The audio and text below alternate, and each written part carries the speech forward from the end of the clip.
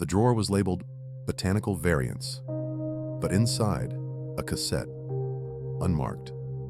Faint click, whir, and then a voice that didn't want to be remembered. They said memory was unstable, but they wanted it that way. Not to fix it, to fracture it. I was never cleared for access, just misfiled there, with the roots and leaves. One floor too low for my clearance, but no one checked anymore. You wouldn't think truth lives under linoleum, but it does. It flinches behind the cooling fans in Forgotten Drawer 17B. They called it Sub-Project 130. Just a number in the MK web, but it ran hotter than the rest. Not because of what it tested, but because it worked. Memory implantation. Not suggestion, not hypnosis, not LSD confusion. Implantation. With control, with pattern, with intent. It began in 1963. The documents start quiet. Funding notes, clinical inventory, forms stamped with false departments. Most MK projects blurred over time. Acid fogs, sleep rooms, oniric studies. But this one sharpened. A single memo started the chain.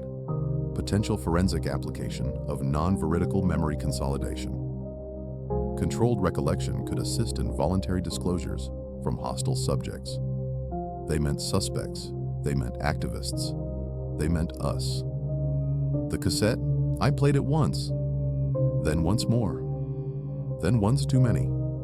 Subject 0461. Male. 28th. Blacklisted from federal employment. Detained under vague pretenses. Irregular interstate behavior. But his voice, it breaks somewhere around minute 6. He's confessing to something he never knew before the room. You can hear it in his breath, a pause that doesn't belong to him. His words start sinking to the prompts. Not quite his voice, not quite theirs, a blend. The document reads, Stage 3, memory acceptance reached. Subject affirms fabricated event as internal experience. Persistence noted after sleep cycle. That line chilled me more than the audio. Persistence. They were measuring how long a false event would survive in a real mind. 0461 had never been to Detroit. But after the third session, he described a Detroit motel in detail. The wallpaper color. The smell of the hallway. The shape of the pillow. They checked. The motel existed, but the room number didn't. Still, he knew it. He remembered things no one told him, which means either they gave him the memory perfectly or they took something from someone else. What they called a memory bridge. Translocation of recall. Psychological grafting. I thought it was theory. Then I found a 4-page file. Cross-subject contagion risks. Handwritten addendum. Shared trauma induction yielded anomalous synchrony. Need to distinguish between belief and ownership. They couldn't even tell which memories were real anymore.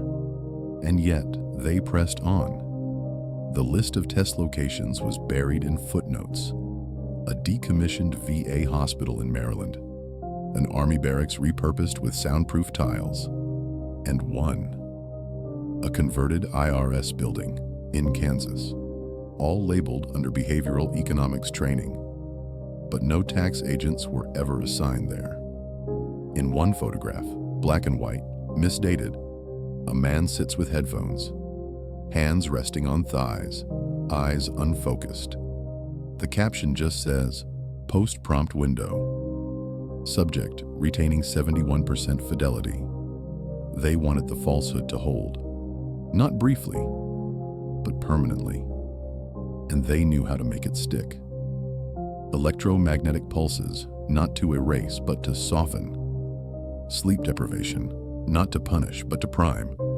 Isolation tanks, not for silence, but for suggestibility thresholds. It was clinical poetry. A machine humming under the floor. A voice too kind to be honest, and a subject who just wanted out. 0461 was one of 30, but his file survived because someone failed to shred it. The others are only numbers, no names, just output reports.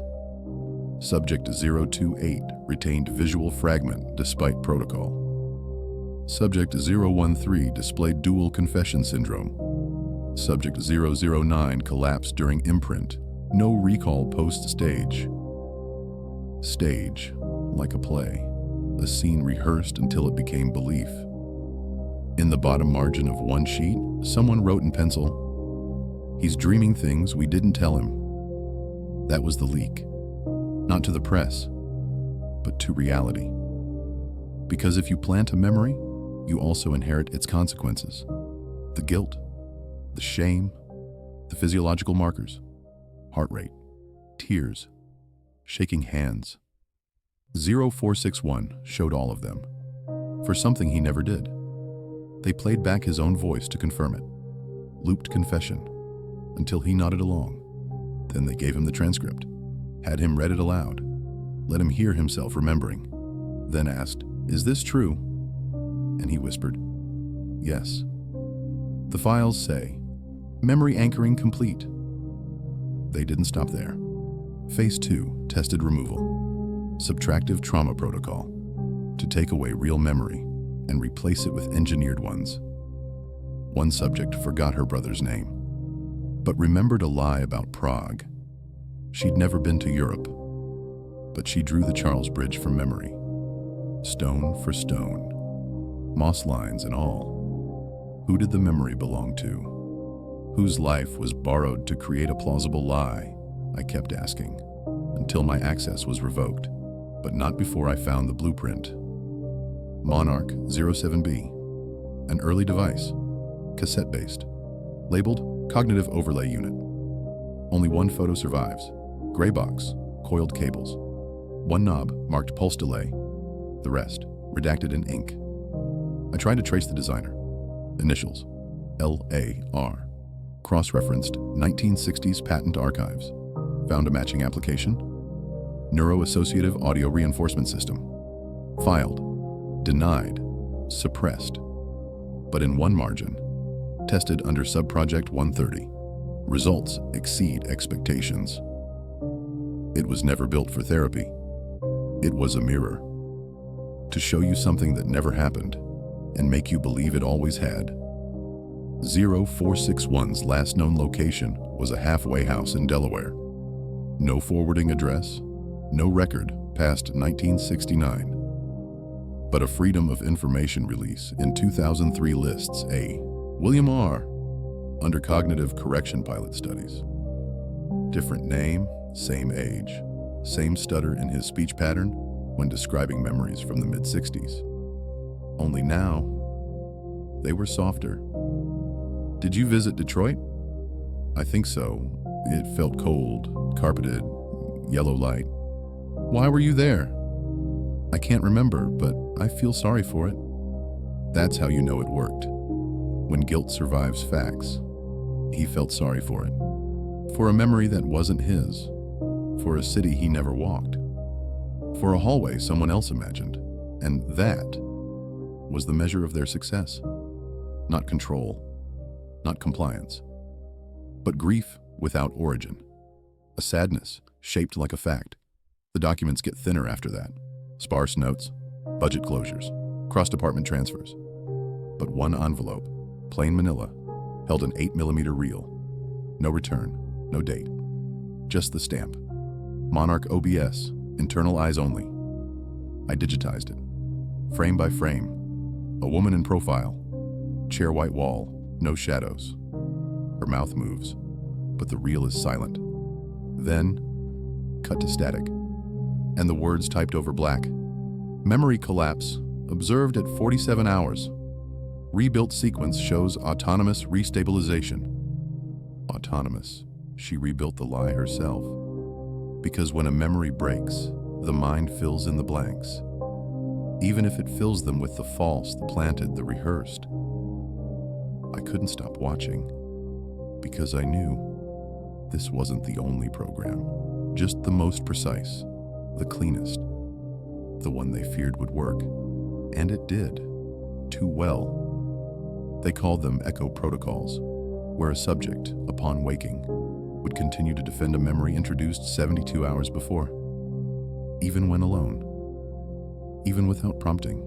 Even when told none of it was real. The subject would reply, "But I remember it." And that was enough. There's a buried note in the Rockefeller Commission appendix. It never made headlines. Just 3 lines in an otherwise dull page on behavioral research. Preliminary findings from Sub-Project 130 suggest forensic risk. Subjects unable to distinguish origin of memory after second cycle. Recommended closure or interdepartmental transfer. Interdepartmental. They didn't shut it down, they handed it off. To where? The paper doesn't say, but the next trace I found was 1971. DOJ memo. Memory validation as corroborative evidence. A gentle pivot. From testing to testimony. Imagine it. A witness on the stand with a planted recollection, believing every word. Not lying, not fabricating, but reciting, because truth and recall had finally been divorced. There's a site in Nevada. No signposts, no map marks, but the soil samples tell the story. Trace lithium, microwave bleed, magnetite deposits arranged in patterned grids. Used once, then sealed, but not erased. The only document left was a logistics chart. Shipment of 10 chairs, 3 cassette decks, 7 steel lockers. Destination, Sector 4E, cognitive training. Sector 4E doesn't exist. Not on DOE maps, not on DOD lists, but a draft schematic in a discarded binder shows a square footprint beneath the surface, labeled Echo Staging. That's where they taught people to believe what didn't happen. Not overnight, but slowly, through sound and silence and scripted grief. One of the cassettes survived. I only played it once, not audio, just tones, pulses spaced precisely, like a song made of absence. Underneath, barely audible phrases, layered, spliced, disguised in frequency. You were there. You held the knife. The wallpaper was green. It happened because of you. Looped, not shouted. Whispered. The tone of a friend recalling the worst day of your life. Only, it wasn't yours, but you begin to flinch anyway, as if you'd forgotten something terrible, as if guilt had a shape, and it fit. That's the danger. They didn't need torture, just timing, just sound, just repetition folded with warmth. That's what broke them. Not pain, but care, engineered concern, measured empathy, crafted trust. They weren't forced to confess. They wanted to explain, to be understood, to make sense of the fracture inside. So they borrowed what was offered. They accepted the lie because it was more coherent than the silence. By 1973, MK Ultra files were being shredded. But the sub-projects, those with 2-digit funding codes, got missed. Sub-Project 130 was logged as a training simulation, buried under staff retraining logs, filed next to copier manuals, never noticed. Until someone misfiled it under botanical variants, and I opened the drawer. That's how history survives. By accident. By the hand that didn't check twice. They tried again in 1980, under a new name, Cognitive Realignment Trials. Different agency, same method. Subject 071, female, 34. Described a childhood abduction that forensic timelines disproved, but her voice never wavered. She recalled sounds, smells, the rope texture, the floor temperature. And when told it never happened, she simply said, "But I still feel it." That's when they knew. Memory isn't evidence, it's echo. and echo is programmable. The ethics review boards were warned. One memo reads, "If recall can no longer distinguish fabrication, then testimony must be reevaluated as emotional truth, not empirical fact." They ignored it because the tool had utility, not just for interrogation, but for litigation, for deniability, for rewriting history not in the books, but in the minds of those who lived it. The victims were never notified because they couldn't be. They wouldn't have believed it. You can't tell someone your memory was placed and expect them to discard it. Not when it matches the scars, not when it haunts their sleep, not when their heart races at the thought of a place they've never been. Truth bends when you seed it early enough. That's what they learned. Not how to break a person, but how to reshape their interior film, one frame at a time, then let the subject direct it until they believed it was theirs. In 1987, a private contractor attempted to resurrect the technique. They called it mind trace, marketed as therapy, funded under PTSD recovery models. But the leaked manual shows more. Subliminal audio prompts, deprivation isolation, narrative replacement therapy, the same machine, new wires, polished frame. One page of the brochure reads, "Don't just remember, remember correctly." But who defines correctness in a borrowed memory? The project folded quietly after a congressional review. No public report. Just a funding line closed. But its staff scattered to labs, to universities, to clinical trials masked as sleep studies. The ghost of Subproject 130 was now everywhere. Diffused, untraceable, because a method, once proven, never truly dies. It migrates. It adapts. Sometimes I wonder if I've been touched by it too. I found the file, but maybe the file found me. Maybe I was meant to. Maybe I've read it wrong. Maybe none of this happened, but the dates align. The names match. The handwriting trails from page to page like a whisper I almost recognize. And when I close my eyes, I see room 4E, the chair, the yellow light, the wall I've never seen but remember, the voice I don't know but trust, and the sentence that loops in my chest, quiet, soft, calculated. You were there. You were there. It shouldn't mean anything, but it lands like a memory. Not a fact, a bruise. I stopped chasing the files. They stopped existing. There's a silence that replaces evidence. It isn't the absence of paper. It's the presence of a warning. Doors don't slam. They hum closed, with badge codes, with new floor plans. The corridor where I found the drawer now houses a vending machine. But I remember the cold edge of that filing cabinet, its uneven leg, the faint oil smell. Or do I? That's the thing. Once you've seen what they could place inside another, you stop trusting the furniture of your own mind.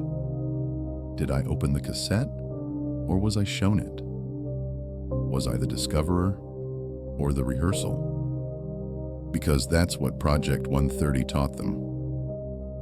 There's no truth deeper than a convincing pattern, and the human mind was built to prefer patterns over proof. One surviving lab note from 1966 says it simply: a person will choose coherence over authenticity if given enough time. What a quiet weapon. No bullets, no bruises. Just a man who remembers what you want him to. Long enough to indict, to testify, to destroy himself for something he never touched. It isn't just about false confessions. That's the surface story. What chilled me was what they learned about us. That memory was never solid, never fixed, just a river with editable banks. And that grief, real grief, could be bound to events that never occurred. 0461's tears were real. His guilt flooded his chest. He shook when describing a crime no one could find because it never happened. But his brain showed all the signs: PTSD markers, night terror recordings, elevated cortisol. The body knew what the files didn't, that something wrong had rooted inside him, even if it had no origin, even if someone placed it there like a seed in a field they had no right to till. What happened after 1:30 was worse, because silence became the science. Why erase memories when you can replace them with ones that will erase you? That's what they did to the witnesses. Those who saw too much, not silenced with threats, but gifted with perfect recollections of fake events, vacations, injuries, reunions, all meticulously crafted, all backed by props, photos, ticket stubs, postcards. It didn't need to hold up in court, just in the mind, just long enough to sever the past from itself. And now, it's gone private. Memory implantation is marketed in new words: reframe, rescript, uncover hidden trauma. They dress it as healing, but the method is the same: a vulnerable subject, a trusted voice, a softened state. Then, a narrative introduced not as fiction, but as buried fact. They say, your body remembers. But bodies don't remember. They react to sound, to tone, to rhythm, to patterns. And that reaction can be mistaken for truth, which is all they ever needed. In the last document I ever saw, one that shouldn't exist, there's a hand-drawn diagram, a flowchart of memory seeding. Step 1, isolation. Step 2, emotional priming. Step 3, rhythmic suggestion. Step 4, narrative consolidation. Step 5, independent rehearsal. Step 6, anchor reinforcement. Step 7, environmental confirmation. And then, Step 8, voluntary testimony. That's the masterpiece. By the time you confess, no one believes it was planted, because you brought it forth yourself, because your voice shook, because you cried. They taught you to betray yourself with your own memory, and the betrayal felt like healing. I haven't slept properly since, not because of what I saw, but because of what I now question. When I think of my childhood, I see a red bicycle, but I've never seen a photo. When I recall my first apartment, I remember blue curtains, but every picture shows them beige. And when I try to remember the smell of my mother's perfume, I smell something I once identified in a facility hallway. So I ask, how much of me is intact? And how much was curated without my permission? They wanted memory to be flexible. They achieved it. But in doing so, they made every survivor suspect. Every trauma, a case file. Every truth, a draft. There are people walking the earth, grieving things that never happened, crying over crimes they never saw, defending moments engineered in sound labs by hands they never met. And no one will believe them, because memory feels like proof, even when it isn't. I've tried to leave this behind, but you can't. Because once you see how delicate a life is, how one voice in one room can build or break a mind, you start to flinch at every strong belief you have. You wonder, what if this isn't mine? What if the chair in my therapist's office, that song on the radio, that name I keep dreaming, was planted, and now it's fruiting, and I mistake it for me? I burned the documents, but the words don't leave. 461st echo staging, cognitive overlay, pulse delay, voluntary testimony. Every term feels like a key I'm scared to turn again, because I don't know what's locked inside me, or who put it there. They say history is written by the victors, but memory is written by proximity to power, to sound, to tone, to those who spoke when you were most alone. If you want to bury the past, you don't need to hide the body. Just rewrite the grief, anchor it somewhere else. In a motel in Detroit, in a rope in 1960, in a scar you don't remember getting. And the world will adjust around your version because you'll fight for it. Because it hurts. And hurt is more believable than evidence. This is the last time I'll speak of it, because I don't know what's mine anymore. And I fear you don't either. If you've cried for things no one around you saw, if you feel guilt with no clean origin, if you've apologized for events that feel true but never align in the records, maybe you weren't in the program, maybe no one ever reached you, or maybe you were there and you just don't remember remembering it.